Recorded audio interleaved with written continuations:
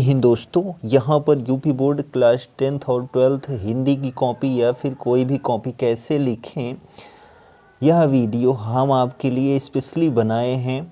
तो यहाँ पर देखिए आपको कॉपी लिखनी कैसे है। तो आपको तो फुल डिटेल्स पहले भर देनी है, उसके बाद आगे का कार्यक्रम चालू करना है। इस बार सुनाई दे रहा है कि आपका जो रोल नंबर होगा 12 अंकों का होगा, तो आपको रोल नंबर तो अच्छे से भरना ही होगा, क्योंकि उसी के माध्यम से आपकी पहचान होती है। तो वीडियो को पूरा ज़रूर देखिए।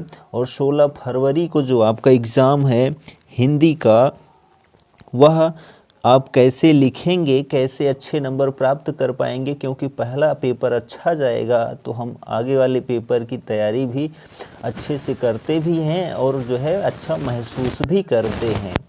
तो यहाँ पर देखिए कि जो क्लास 10th है उसमें खंड बा आता है, तो खंड आ जो होता है वो ऑब्जेक्टिव होता है, वो मार्कशीट के लिए, उसको भी हम करवा के आपको बताएंगे, टेंशन मत लीजिए आप। तो यहाँ पर जो है खंड बा जो होता है वर्णनात्मक होता है, यानी कि उसको लिखना होता है। आपको उसके लिए 2 घंटे दिया जाता है। तो यहाँ पर देखिए प्रश्नोत्तर नंबर 1 जो है आपको ऐसे लिखना है बीच में, या चाहे जिधर लिखें आप, लेकिन अच्छे से ही लिखें तो बहुत अच्छा होगा। पहले चीज़ आपको हम बता देते हैं कॉपी को आपको कैसे रखना है। इस तरफ जो है आप 2 लाइन खींच सकते हैं, और इस तरफ जो है आप एकदम किनारे जो है, ठीक है, 1 सेंटीमीटर का दायरा लेकर जो है आपको लाइन खींचना है। आप उससे ज़्यादा लेंगे तो आप कॉपी भरने का प्रयत्न कर रहे हैं, तो आप उसका खामियाजा स्वयं भुगतेंगे। इस तरफ आप जो है 2 से 2.5 सेंटीमीटर ले सकते हैं, इधर कोई दिक्कत नहीं है। लेकिन इधर जो है आपको दिक्कत है, तो इधर जो है आप जितना कम करेंगे उतना ही सही है। वैसे इधर लाइन नहीं खींची जाती है, लेकिन आप खींचते हैं तो कोई दिक्कत नहीं है, लेकिन 1 सेंटीमीटर से ज़्यादा मत करना, ठीक है। तो यहाँ पर प्रश्नों का उत्तर हमको देना है। तो आता है इंटर में जो है 5 प्रश्न आते हैं, हाई स्कूल में 3 प्रश्न आते हैं। तो दोनों लोग जो हैं, दोनों छात्र जो हैं क्लास 10th और 12th के लिख सकते हैं ऐसे ही। तो देखिए जो भी हमको करना होता है उसको पहले हम जो है उसका शुरुआत, जो हमारा गद्यांश होगा उसकी शुरुआत जो है आज विज्ञान, ठीक है, जो भी आपका गद्यांश हो उसके बाद dot dot dot dot dot last वाला जो 2-3 शब्द हो उसको आपको ऐसे लिख देना है। इससे क्या होगा, आप कुछ भी नहीं लिखे हैं, ठीक है, प्रश्नोत्तर नंबर भी लिख दिए हैं, उसके बाद क ख ग घ जो था उसको नहीं लिखे हैं, तब भी पहचान कर लेता है एग्जामिनर और आसानी से चेक कर सकता है। अगर आप ऐसा नहीं लिखते हैं तो आप स्वयं जानेंगे उसको, ठीक है। और उसके बाद जो प्रश्न आता है संदर्भ, ठीक है, संदर्भ या फिर बोलता है लेखक का नाम और जो है पाठ का नाम बताइए, ठीक है। तो जैसा भी प्रश्न हो आप उसका उत्तर लिख सकते हैं। तो अगर वो संदर्भ पूछ रहा है, ठीक है, संदर्भ पूछ रहा है, तो आपको ऐसे, अब ये जो एक मैंने लिखा है इसको आप यहाँ भी लिख सकते हैं, ठीक है, आप यहाँ से यहाँ चाहे जहाँ लिख सकते हैं, ठीक है, कोई दिक्कत नहीं है। तो यहाँ पर जो है संदर्भ लिखेंगे, ठीक है। उसके बाद लिखेंगे प्रस्तुत गद्यांश हमारी पाठ्य पुस्तक के गद्य खंड में संकलित भारतीय संस्कृति नामक पाठ से लिया गया है। इसके लेखक डॉक्टर राजेंद्र प्रसाद जी हैं, ठीक है। तो यह जो है ऐसे ही आपको क्या लिखना है, संदर्भ लिखना है, चाहे जो हो, चाहे गद्य हो, चाहे काव्य हो, चाहे संस्कृत हो, आपको ऐसे ही क्या लिखना है, संदर्भ लिखना है, ठीक है। गद्य रहेगा तो गद्यांश, पद्य रहेगा तो पद्यांश, और संस्कृत रहेगा तो संस्कृत खंड, ठीक है। उसमें भी जो है गद्यांश पद्यांश होता है, यानी गद्य और श्लोक होता है। जब हमने गद्य खंड लिखा है, यहाँ पर आपको जो है क्या लिख देना है, संस्कृत खंड लिख देना है और कुछ नहीं, ठीक है। तो ऐसे आपको क्या लिखना है, संदर्भ लिखना है, ठीक है। तो यह जो है डिपेंड करता है प्रश्न क्या था। तो ये एक हाई स्कूल में तो ये प्रश्न कन्फर्म रहता है, कोई दिक्कत नहीं। इंटर में पहला, दूसरा, तीसरा, चौथा चाहे जहाँ एडजस्ट कर देता है उसमें कंफर्म नहीं रहता है, लेकिन एक क्वेश्चन तो जरूर रहता है संदर्भ से, या पाठ का नाम, लेखक का नाम रहता है। दूसरा प्रश्न देखिए, जो दूसरा प्रश्न करना होता है, ये 2 जो है आप यहाँ भी लिख सकते हैं, यहाँ भी लिख सकते हैं, कोई दिक्कत नहीं है। तो यहाँ पर देखिए व्याख्या, ठीक है, रेखांकित अंश की व्याख्या जो होती है आप ऐसा भी लिख सकते हैं, जहाँ से रेखांकित हुआ है, ठीक है, जहाँ से रेखांकित हुआ है वहाँ से आप जैसे इसको लिखा गया वैसे उसकी शुरुआत ऐसे करके उसके बाद अंत जहाँ तक रेखांकित हुआ वहाँ तक लिखकर उसके बाद व्याख्या हेडिंग डाल के जो है उसकी व्याख्या आप कर सकते हैं, वो और सुंदर लगेगा। ठीक है, तो यहाँ पर अगर गद्यांश में हम सॉल्व कर रहे हैं तो उसमें हम लिख देंगे जो लेखक हो उसके थ्रू, या फिर डायरेक्ट कर देंगे कि प्रस्तुत गद्यांश में लेखक के कहने का तात्पर्य यह है कि, ठीक है, ये हम लिख देंगे। इससे क्या होगा, आपकी कॉपी भी भरेगी प्लस सुंदर भी लगेगा। ठीक है, तो जो है ढंग से आपको लिखना है। उसके बाद देखिए यहाँ पर ये प्रस्तुत गद्यांश के माध्यम से लेखक कहना चाहता है कि ये पूरा जो है रेखांकित अंश की व्याख्या है। ठीक है, और उसके बाद देखिए यहाँ पर तीसरा प्रश्न हम यहाँ पर 3 लिख सकते थे, यहाँ भी लिख सकते थे, कोई दिक्कत नहीं है, जहाँ भी आपको सुटेबल लगे वहाँ आप लिखिए। उसके बाद तीसरे प्रश्न का उत्तर, वर्तमान में विज्ञान ने मनुष्य को अद्भुत एवं अतुलनीय शक्तियाँ प्रदान की हैं। ये हमारा आंसर कंप्लीट होता है और हमको 6 नंबर मिल जाता है, और क्लास 12th में 10 नंबर 5 प्रश्नों के उत्तर देने से मिल जाते हैं। एक प्रश्न इंटर में यानी 12th में व्याकरण से होता है इसी गद्यांश के थ्रू। उसके बाद देखिए यहाँ पर जो है प्रश्नोत्तर संख्या 2। ठीक है, प्रश्नोत्तर नंबर आप चाहे लिखो चाहे संख्या लिखो, कोई दिक्कत नहीं है। ठीक है, आप ऐसे ही लिख देंगे। ठीक, तो अगर आपका बड़ा क्वेश्चन का आंसर है तो यहाँ पर ही उसका नंबर भी लिख दीजिए, अगर छोटा है तो आप इधर लिख सकते हैं, कोई दिक्कत नहीं है। ठीक है, तो यहाँ पर देखिए कि हम आते हैं पद्यांश में। पद्यांश में भी क्लास 10th में अब पहले तो वो जो है संदर्भ व्याख्या काव्यगत सौंदर्य लिखना होता था, अब क्या है क्लास 10th में भी जो है हिंदी में क्या कर दिया गया, पद्यांश देकर उसमें 3 क्वेश्चन पूछता है और 6 नंबर प्रोवाइड करता है। ठीक है, तो इंटर की तरह क्लास 10th में भी हो गया है।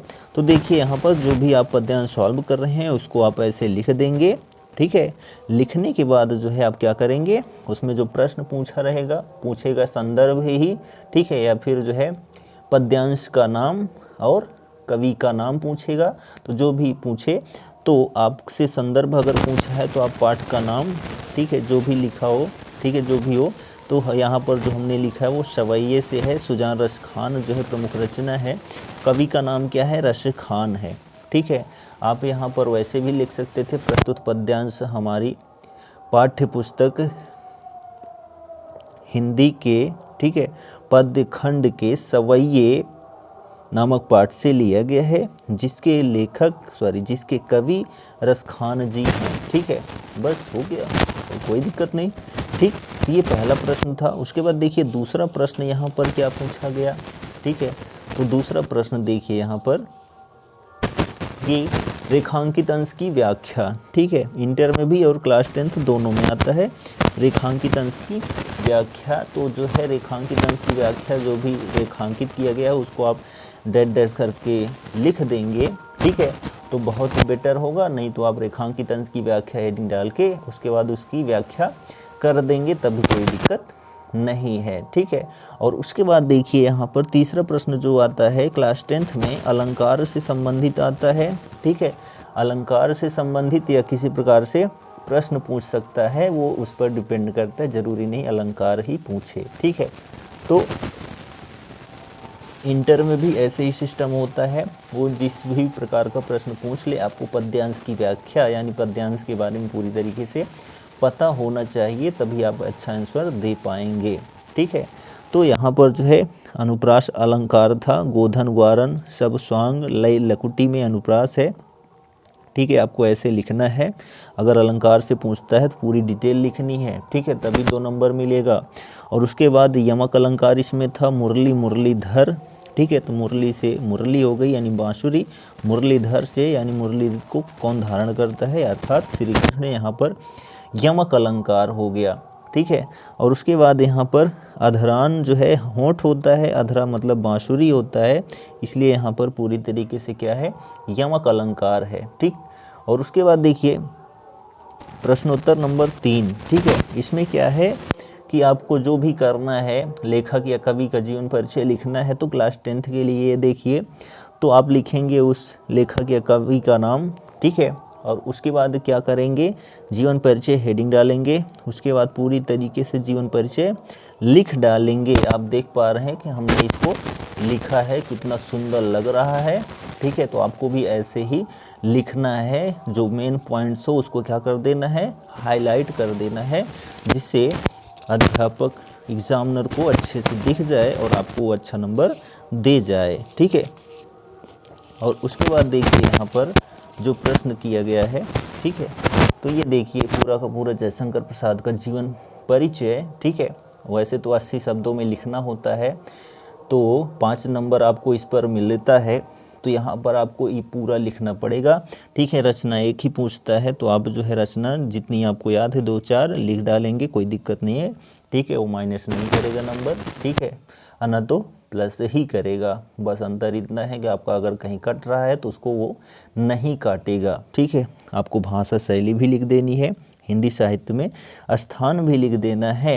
ये जो है क्लास 12th वाले भी इसको फॉलो कर लेंगे तो उनको भी 5 नंबर पूरा मिल जाएगा। मान लीजिए कहीं से अगर नंबर कट रहा है तो। ठीक है, तो यह जो है आपको 1.5 पेज इंटर वाले, 1 पेज पूरा का पूरा बोर्ड की कॉपी में क्लास 10th वाले पूरा का पूरा जीवन परिचय लिखेंगे तो 5 नंबर उनका कहीं नहीं गया है। ठीक है, तो आपको ऐसे लिखना है सुंदर शैली में। ठीक है, सुंदर लिखावट में लिखना है, कटिंग तो बिल्कुल नहीं करनी है, ओवर राइटिंग जिसको बोलते हैं, 1 बार 2 बार कट कर दिया, ई कर दिया, तो ये सब आपको नहीं करना है। उसके बाद देखिए प्रश्नोत्तर संख्या जो है वो 4 है, तो यहाँ पर जो है क्या है, ये संस्कृत खंड से लिया गया।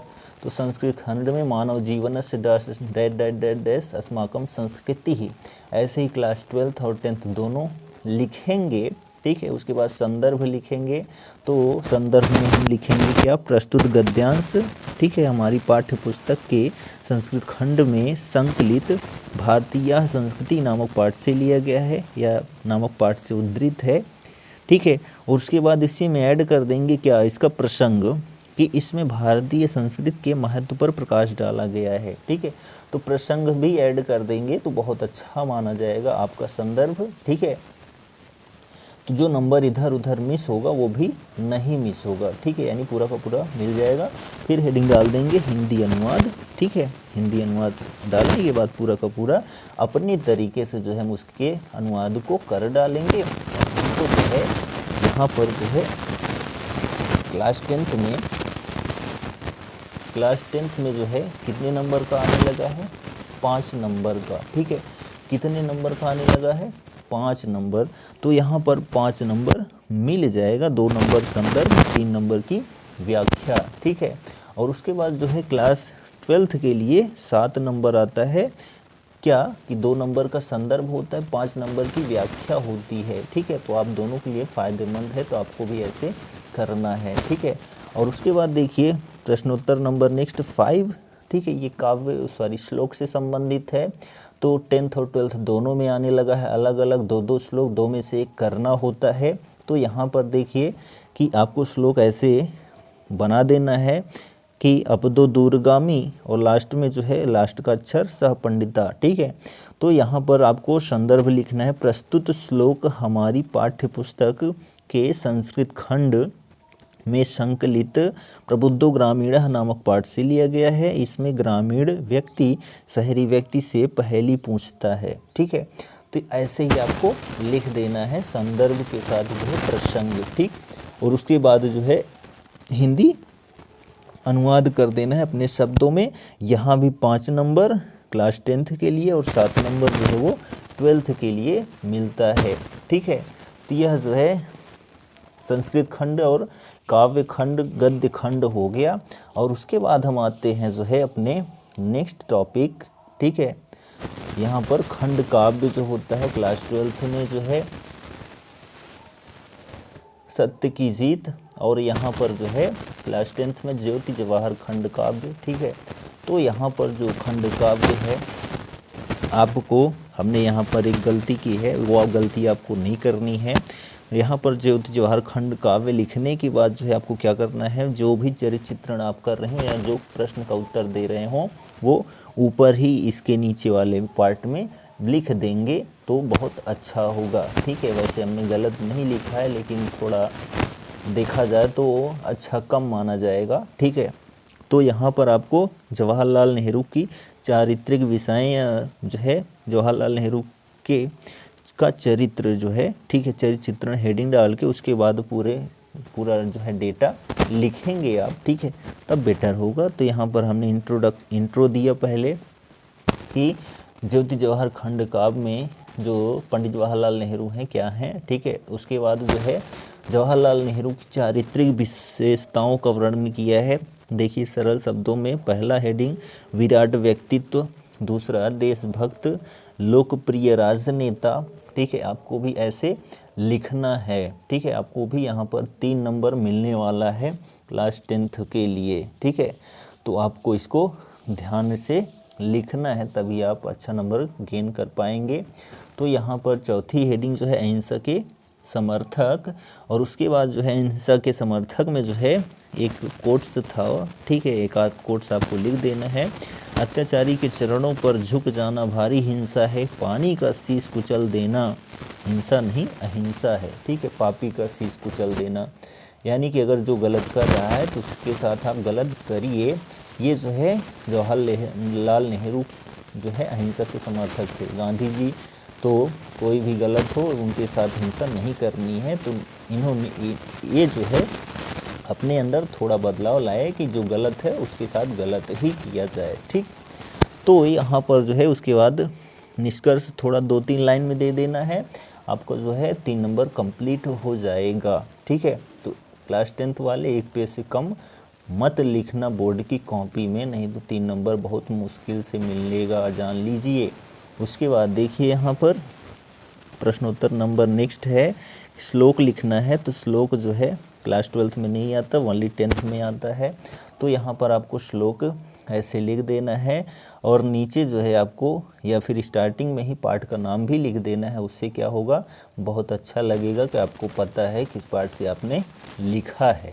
ठीक है, सुंदर राइटिंग में लिखेगा। ठीक, और उसके बाद देखिए यहाँ पर जो प्रश्न आता है, ठीक है, संस्कृत प्रश्नों के उत्तर देने होते हैं, तो आपको 4 में से 2 देने होते हैं।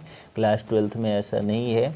ठीक है, तो यहाँ पर जो है आप संस्कृत के प्रश्नों के उत्तर दे सकते हैं ऐसे नंबरिंग करके, जो भी जिसका भी आप उत्तर दे रहे हैं। ठीक है, तो जब उत्तर देंगे तो एक प्रश्न का उत्तर देने के बाद 1 लाइन गैप कर दीजिएगा। ठीक है, 1 लाइन गैप करने के बाद ही उसका उत्तर दूसरे वाले का दीजिएगा, जिससे कि सुंदर लगे और आपकी कॉपी भरने में सहायता भी मिले। ठीक है, और उसके बाद देखिए यहाँ पर नेक्स्ट प्रश्न है निबंध। तो निबंध जो है वो क्लास 12th में भी आता है, 10th में भी आता है। ठीक है, तो यहाँ पर जो है निबंध आपको लिखना कैसे है, तो क्लास 10th में भी 9 नंबर का आता है, और क्लास 12th में भी, 10th और 12th दोनों में 9 नंबर का आने लगा है निबंध। ठीक है, 9 नंबर। तो 9 नंबर आपको कैसे मिलेंगे, तो 2 + 7 नंबर डिवाइड होता है, तो 2 नंबर इसी के लिए मिलता है, इसी संकेत बिंदु के लिए मिलता है 2 नंबर। आपका यही जितना अच्छा होगा वो 2 नंबर आपको पहले ही मिल जाएगा। उसके बाद जो है आप इसके बारे में लिखेंगे। ठीक है, तब आपको जो है 7 नंबर टोटल, तब 9 नंबर मिलेगा। तो यहाँ पर देखिए बेरोजगारी की समस्या, तो संकेत बिंदु आपको ऐसे लिखना है, फिर आपको ऐसे सीरियल वाइज जितने भी पॉइंट्स आप देना चाहें यहाँ पर शो कर देंगे, और उसके बाद डिटेल में उसके बारे में लिखेंगे। ठीक है, अगर छोटी सब पॉइंट्स है तो आप उसको जो है डैश करके यहीं शो कर सकते हैं, कोई दिक्कत नहीं है। तो यहाँ पर हमने सब पॉइंट्स देखिए, खुली बेरोजगारी, शिक्षित बेरोजगारी, मौसमी बेरोजगारी, शहरी बेरोजगारी, ग्रामीण बेरोजगारी, ठीक है, छिपी बेरोजगारी। ठीक, ऐसे ही जो हैं ये बेरोजगारी के प्रकार हैं। तो ये सब पॉइंट्स हैं, ये पॉइंट्स हैं और ये सब पॉइंट्स हैं, आपको ऐसे यहीं लिख दोगे तो कोई दिक्कत नहीं है। और यहाँ पर जो है आपको 2 नंबर मिल जाता है। फिर आगे जो आप लिखेंगे उस पर 7 नंबर में विभाजन होगा कि आपको कितना मिलना चाहिए। ठीक, तो निबंध कैसे लिखें वीडियो पड़ा है, आप जाकर देख सकते हैं, और इम्पॉर्टेंट टॉपिक्स जो हैं वो भी पढ़े हैं, उनको भी आप देख सकते हैं। विथ हेडिंग हमने आपको बताया है। और यहाँ पर एक चीज़ और हम आपको बता देते हैं, जो भी प्रश्न का आप उत्तर दें, ठीक है, जो भी प्रश्न के आप उत्तर दें, जैसे एक प्रश्न का उत्तर ख़त्म होता है तो आप जो है 1 लाइन, ठीक है, या फिर 2 लाइन का गैप दे दें, ठीक है। 1 लाइन या 2 लाइन का गैप दे देंगे तो आपकी कॉपी भी भरेगी और आपके लिखावट में 4 चांद लग जाएगा, ठीक है। तो आप कोशिश यही करिएगा कि एक प्रश्न का उत्तर ख़त्म हो, मेन प्रश्न का उत्तर ख़त्म हो तो कम से कम 2 लाइन का आप गैप दे दीजिएगा। अगर उसी प्रश्न का उत्तर दे रहे हो तो 1 लाइन का गैप होना चाहिए, लेकिन नए प्रश्न का उत्तर लिख रहे हैं तो वहाँ पर 2 लाइन का गैप ज़रूर दें, जिससे बहुत सुंदर लगे, ठीक है, और आपकी कॉपी भी भर जाए, आपको भी आनंद आए मैंने इतनी कॉपी भर दी, ठीक है, यानी कि हमारी कॉपी भर गई, यानी हमने बहुत कुछ लिखा, ठीक। आपको भी खुशी होगी और वो खुशी अगले पेपर में आपके लिए हेल्पफुल होगी। तो यहाँ पर पूरा का पूरा प्रश्न सॉल्व होने के बाद आपको क्या करना है, अपना रूल नंबर लिखना है, रूल नंबर डाल के ऐसे रूल नंबर आपको लिख देना है और उसके बाद क्या करना है, थैंक यू, ठीक है, लिख देना है। कॉपी के लास्ट में यानी उत्तर पुस्तिका के लास्ट में थैंक यू लिख देना है रूल नंबर के साथ, या फिर धन्यवाद आप लिख देंगे।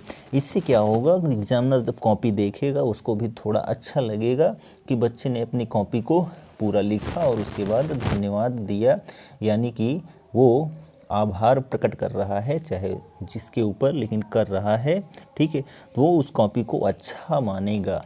तो ये प्रक्रिया आपको अपनानी होगी, ठीक, अच्छी कॉपी दिखाने के लिए, ठीक है। तो यह जो है कॉपी कैसे लिखें हिंदी की बोर्ड परीक्षा में वीडियो कंप्लीट होता है। आपको किस टॉपिक पर वीडियो चाहिए कमेंट करके ज़रूर बताइएगा, हम उसका समाधान करने का ज़रूर प्रयत्न करेंगे।